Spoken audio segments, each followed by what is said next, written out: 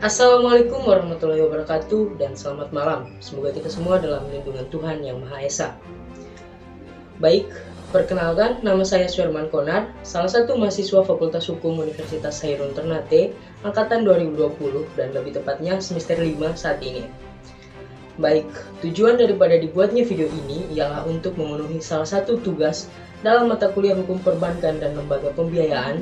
Dan maka dengan itu, perkenankanlah saya untuk sedikit membahas salah satu subtema yang menjadi tugas pada saat ini, yaitu perihal pengaturan dan pengawasan perbankan di Indonesia, serta prinsip-prinsip dalam kegiatan perbankan.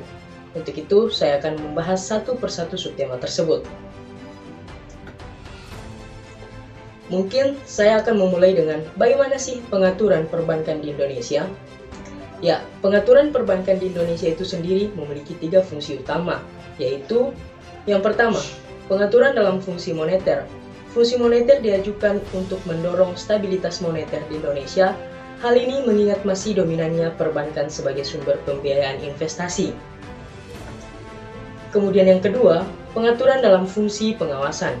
Pengaturan perbankan untuk tujuan pengawasan ini ditujukan dalam rangka menjaga keamanan dan kesehatan bank maupun kesehatan sistem keuangan secara keseluruhan, melindungi nasabah dan menjaga stabilitas pasar uang serta mendorong sistem perbankan yang efisien dan kompetitif. Dan yang ketiga adalah pengaturan dalam fungsi pencapaian program. Pengaturan perbankan dalam fungsi pencapaian program ini bertujuan untuk agar pembangunan diarahkan agar perbankan nasional dapat mengatasi masalah-masalah ekonomi pada masa pembangunan. Nah, setelah dari pengaturan, sekarang kita akan bergeser ke pengawasan perbankan. Lantas, bagaimana pengawasan perbankan itu sendiri, baik di Indonesia? Baik, kita mulai dari apa sih pengawasan? Pengawasan dikutip dari beberapa sumber terpercaya di media cetak, media online. Pengawasan sendiri adalah proses untuk menekankan bahwa semua kegiatan yang dilakukan sesuai dengan yang direncanakan sebelumnya. Selain itu, disebutkan bahwa pengawasan adalah pendekatan yang disusun secara sistematis untuk menentukan referensi pekerjaan dalam proses perencanaan sistem, umpan balik informasi, mengkonfirmasi hasil kerja dengan referensi pekerjaan yang dibuat dan menganalisis retensi dan mengambil tindakan yang korektif yang diperlukan untuk memastikan bahwa sumber daya organisasi atau perusahaan digunakan secara efektif dan efisien untuk mencapai tujuan organisasi atau perusahaan itu sendiri. Dalam hal ini kita berbicara terkait dengan perbankan.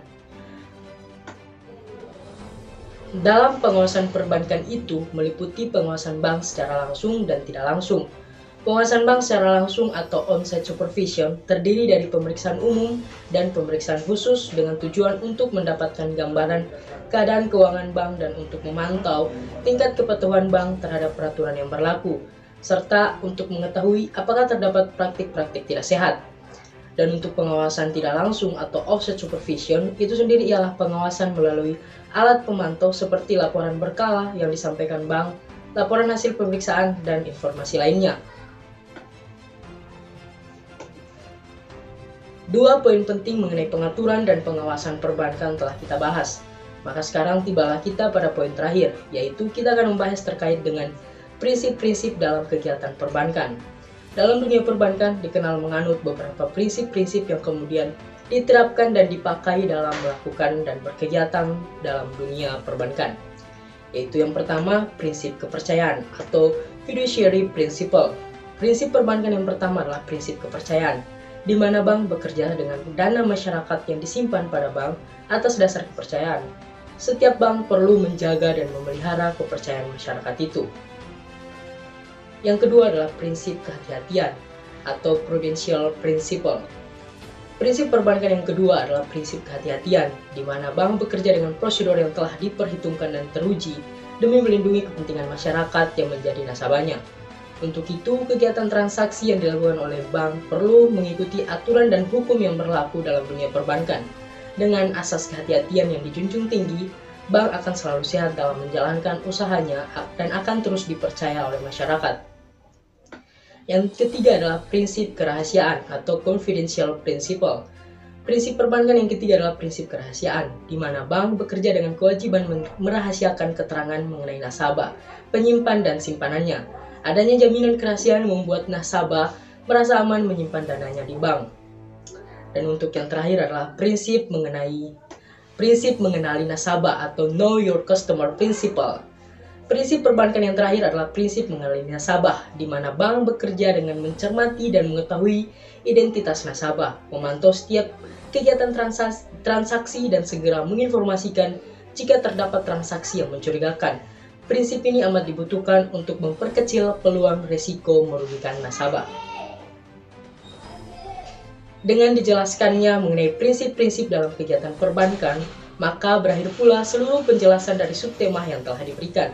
Saya menyadari penjelasan saya ini masih sangat jauh dari kata baik, apalagi kata sempurna, karena sejatinya kesempurnaan hanyalah milik Tuhan, Sang Pemilik Zat yang Maha Kekal.